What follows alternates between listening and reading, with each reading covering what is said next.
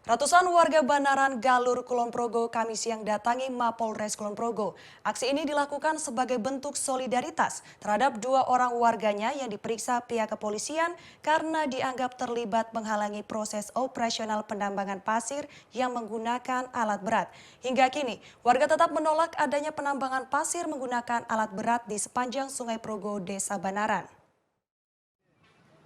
Ratusan warga Desa Banaran, Kecamatan Galur, Kulon Progo, Kamis siang mendatangi Polres Kulon Progo guna mendampingi dua orang warganya yang dipanggil pihak kepolisian. Sejumlah perwakilan warga akhirnya diterima pihak Polres Kulon Progo. Sementara ratusan warga lainnya terpaksa menunggu di luar pagar Polres. Dalam kesempatan mediasi oleh pihak kepolisian dengan Kantor Lingkungan Hidup dan Disperindak SDM Kulon Progo, warga menyampaikan penolakannya atas operasional tambang yang menggunakan alat berat. Karena warga masyarakat sampai saat ini belum pernah mendapat sosialisasi, dan apakah betul PT itu sudah mendapat izin, tanya Pak Lurah, katanya juga tidak tahu. Itulah tadi dibicarakan di sini, itu nanti KLH akan memfasilitasi itu, akan memberi keterangan bahwa benar-benar sudah mendapat izin. Kepala Duku yang menjadi saksi atas kasus tersebut mengaku tidak berniat menghalangi perusahaan dalam beroperasi, namun mengamankan operator dari amukan massa. Saya itu nggak ganggu, saya itu nggak merintangi, saya itu datang ke jalan, saya mengikuti warga saya.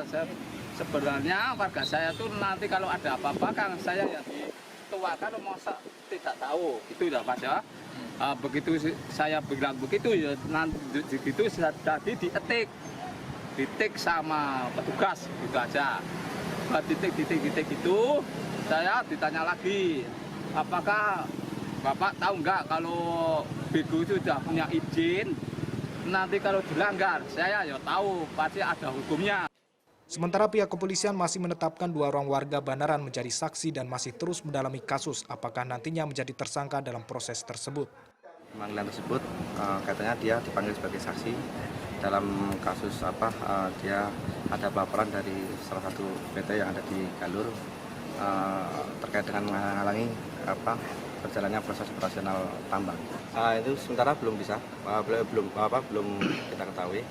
Nanti kita pelajari dulu dan untuk penetapan tersangka ataupun mencari tersangkanya kita juga masih memerlukan pemeriksaan saksi lain lagi. Sebelumnya Saijo dan Johan menghentikan aktivitas penambangan yang menggunakan alat berat. Keduanya dilaporkan ke polisi karena dianggap operator alat berat dari salah satu perusahaan. Prasetyo Wati melaporkan untuk NET.